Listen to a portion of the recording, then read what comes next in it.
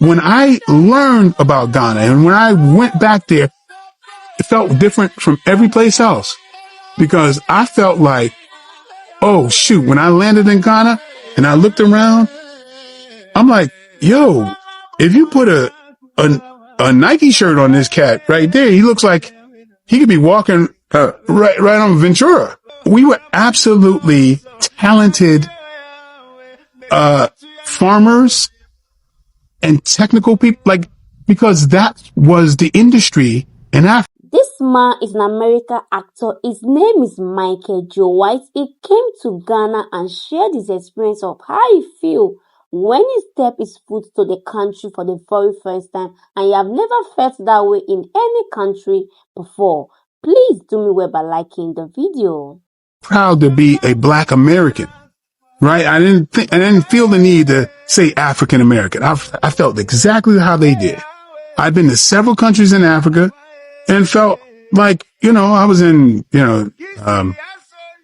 I went to Congo. I went to Djibouti, Rwanda, Nairobi, Kenya, South Africa. I was been in a lot of those places, and I'm going, hey, Black American, I'm proud. We've accomplished a great deal. Do they really feel like we're connected with? Until I went to Ghana, I got roots in Ghana. That's my lineage. Think about if you run into a Asian dude on the street, and you say, well, where are you from? And he says, I'm from Cleveland. My people are from Cleveland. You'd be like, that's not right. Where are you from? No, Cleveland. It's stupid, right? It's silly to think that man's beginnings were from Cleveland. There's more to this story. It's exactly the same for us, for me. When I would say South Carolina and Louisiana, because my mother was from South Carolina, my father was from Louisiana. That's, even if I didn't know what lineage I had, that's part of the story. Just as much as the Asian do. When I think, oh shit, I'm thinking the beginning of who I am is a slave. Deal with that for a second.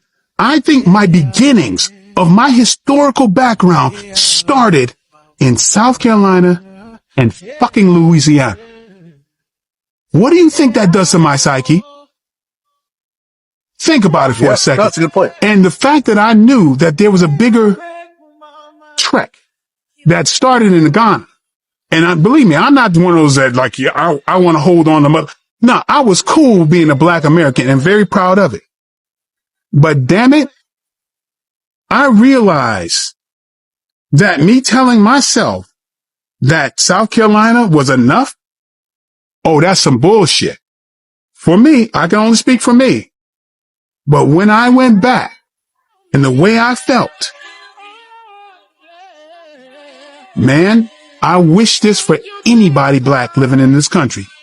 I think you free yourself and you see yourself in a different way when even if you say, which I think the right answer is, when somebody says, where are you from? And you go, I actually don't know where my historical African roots are, but my great grandfather was from North Carolina or whatever. That frees you to know that there's more to your story. But when I learned about Ghana and when I went back there, it felt different from every place else because I felt like, oh shoot, when I landed in Ghana and I looked around, I'm like, yo, if you put a Nike shirt on this cat right there, he looks like he could be walking right on Ventura. And I clearly saw where the slaves came from because I'm going, these look exactly like American Black people right now. And in Benin and places like that. Well, when I'm in Eritrea and places like that, I stick out like a sore thumb. He's like, hey, where's this big Black American? Oh, he's right there. I would stand out like a sore thumb. And you realize that's where you got these big old strapping Black folks from. And to know that we weren't slaves, man. We were we were absolutely talented farmers and technical people, like, because that was the industry in Africa. You had to know how to farm. They kidnapped successful working people to build the country. Yeah. But psychologically, slaves is the term. Okay. I'm not that guy because there's not something in me that feels like something's missing, and I got to put that in there. Till I realized, and I went there, I can never look at myself the same. And oh my goodness, like I said, I wish that for everybody to find out. And it's not on some, new age shit. It's just, the truth. A narrative and perspective mindset, a lot of people, especially our Black American brothers and sisters who have never visited Africa before, they are beginning to change their mindset about Africa ever since they are becoming to see that it's not what it is, what they have been saying about Africa. And you see a lot of people coming to Ghana to also give their review of how they feel. Ghana, I would have to say, is one of the safest places I've ever visited. And I've gone from I've gone to Europe, Asia, South America, and yes, I'm very single. You're very single? As a single female traveler. I mean, I can literally go for a jog outside my house at midnight, 1 a.m., and no fears as to anyone harming me or coming here with a plan, because otherwise you would run back exactly where you came from, because you would either run out of money or you would run out of patience. So you have to come here with a certain mentality, and you have to come here with a plan. Or you tom and also your okra stew, something we love in Haiti. Even the kutumbre. I mean, like for me, it's like you could take an African out of Africa, but you could never take Africa out of an African. My life in Ghana is completely different from my life in America. It's far more interesting, to say the least, right? Let's talk about the time I had breakfast with Beyonce's mom, Miss Tina. So, this was in Ghana, and I had been out the night before, and we were getting back home at like maybe 7, 8 a.m. And our place is connected to a hotel, right? And so we were walking through the hotel to get home. As we're going through the hotel, we're in the restaurant, and I'm like, that lady kind of looks like Beyonce's mom. So I asked one of the waitresses, who's like very familiar with our family, because we always have breakfast at that hotel. So I'm like, excuse me, am I seeing Beyonce's mom right now? Is that Tina, Miss Tina? And she's like, yes, it is. I was like, okay, give me one moment. Because I was wearing my going out clothes.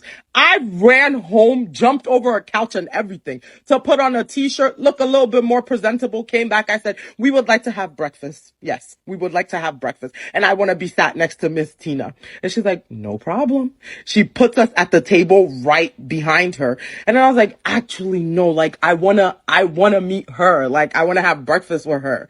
Can you ask her if I can have breakfast with her? So she goes to ask, and Miss Tina is like, yeah, why not? So I pull up a seat. I said, oh my gosh, I love you and your daughter.